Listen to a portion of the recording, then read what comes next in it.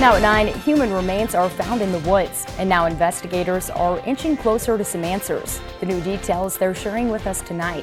Plus, we may not be as healthy as we thought, where Topeka ranks in a new national study for diets. Good evening and thanks for joining us for Fox 43 News at 9. I'm Molly Pat. The Lyon County 911 Board is proposing an upgrade to their emergency radio system, and it comes with a hefty price tag. But the emergency management team says it will help make the community safer. I met with the board today to break down what the upgrade includes, who's fronting the bill, and what questions still need answers. If you have an emergency, you call 911. If that piece is missing, that's a problem. But what happens next? When you call and report a problem to the communication center, they have to tell the responders to come to you and help you. And if they can't do that, that's a problem. That's done through the radio system, which also allows first responders to communicate with one another. And the current system in Lyon County, installed in 2004, is reaching the end of its life. It's time for us to do something because they don't make parts for a lot of this stuff anymore. And if the parts aren't available on the shelf, then we can't get those fixed. So rather than be in an emergency later, let's plan ahead and let's look for a 2020 radio project to meet the solutions that's best for our community, the people in our community, and our responders. The proposed project would upgrade 4 radio towers, responders' radios, provide GPS services, and cover 95% of the streets. But let's break down the cost. The money part of it is what gets our attention at this point. The 911 board told county and city commissioners with the current proposal, the county would pay for the $2.9 million infrastructure, meaning the tower sites. In addition to radios for county responders and buildings, it would cost the county nearly $4 million. And the city of Emporia would also pay for radio upgrades for city responders, totaling $1.1 million. Our budget cycle, and we also may be discussing a possibility of this another system beside the one that they presented today. Every one that we have, we learn more about it. More research and conversations will continue on the proposal as the project moves forward.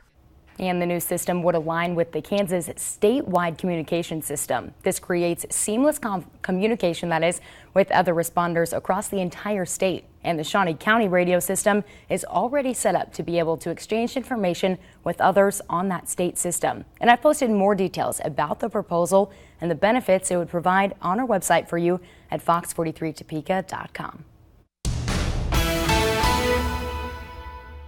Cloud cover earlier today started to push away to the east, and as it's moving away, the showers well to the south and east, but even that clearing line has been steadily pushing out of the area, giving now all parts of northeast Kansas a clear sky. You can see from Emporia a few thin clouds here and there on the horizon, but all in all a mostly clear and very quiet night. Light breeze a little bit here and there, but overall nothing too strong. Temperatures right now 62 at Manhattan. That is not the latest update at Council Grove. We're waiting for that observation to update.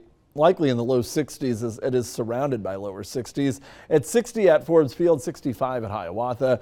Cool to mild out there this evening. Just enough of a breeze that now that the sun has gone down, you take lower 60s and add on a little breeze. It's a little cool out there, but certainly not a cold night out ahead of us. Just a little chill in the air. The winds will be light and variable, mostly clear and cool, and we fall back to a low around 47 degrees early tomorrow. Cool start to the day, but we should warm up with a good amount of sunshine to start before a cold front moves in. How much impact that'll have on temperatures for the late part of your Thursday coming up.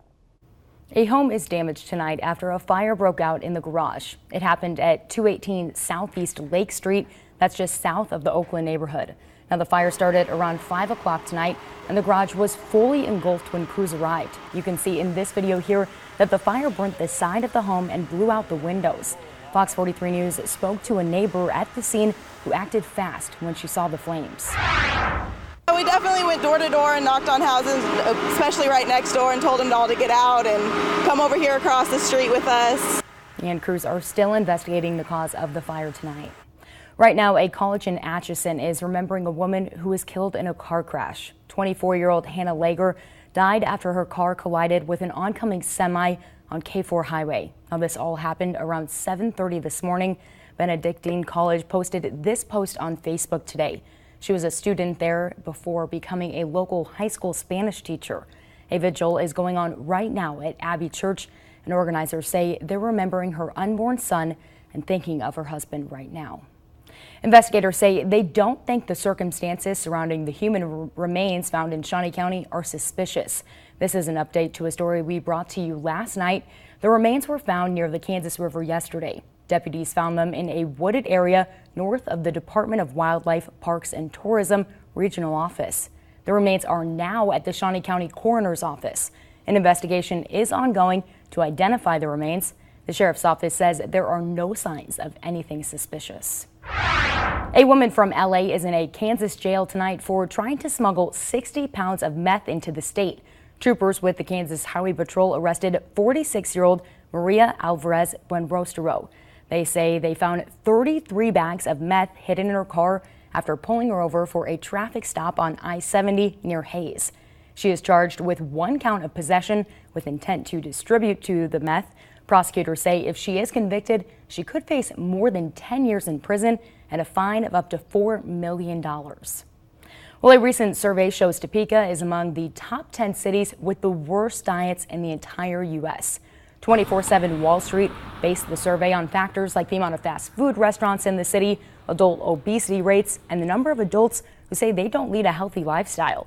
Topeka is ranked the 8th worst city on the list, and the medical director for Nutrition Solutions told us research he has read supports the numbers in that survey. He says other things like income and recent weather could also play a role too.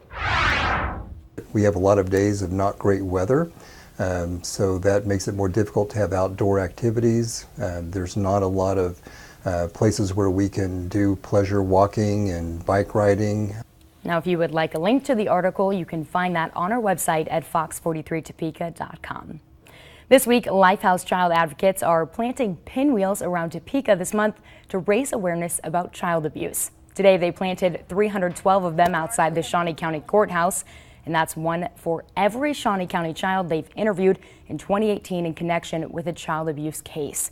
And Executive Director Kelly Durkin says their mission is to make talking about the abuse as harmless as possible for them. We bring the professionals to the family and the child. We do it one time, and we do it by a trained forensic interviewer in a safe environment, a child-friendly environment. So we're reducing the trauma greatly by doing that, and we're helping with the prosecutors so they can build the best case possible so that we are getting bad folks off our streets. A very important initiative, that's for sure. Now, they chose the courthouse for the pinwheels because they partner so closely with the district attorney's office to work on the cases. There are also pinwheels in other parts of the city you'll see.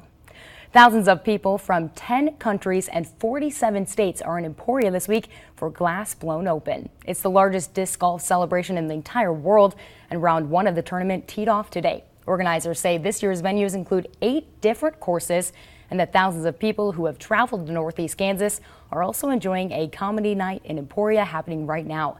The tournament, put on by Dynamic Discs, runs until Saturday if you couldn't make it out there today. A tasty Topeka tradition is kicking off today before the annual Fiesta Mexicana.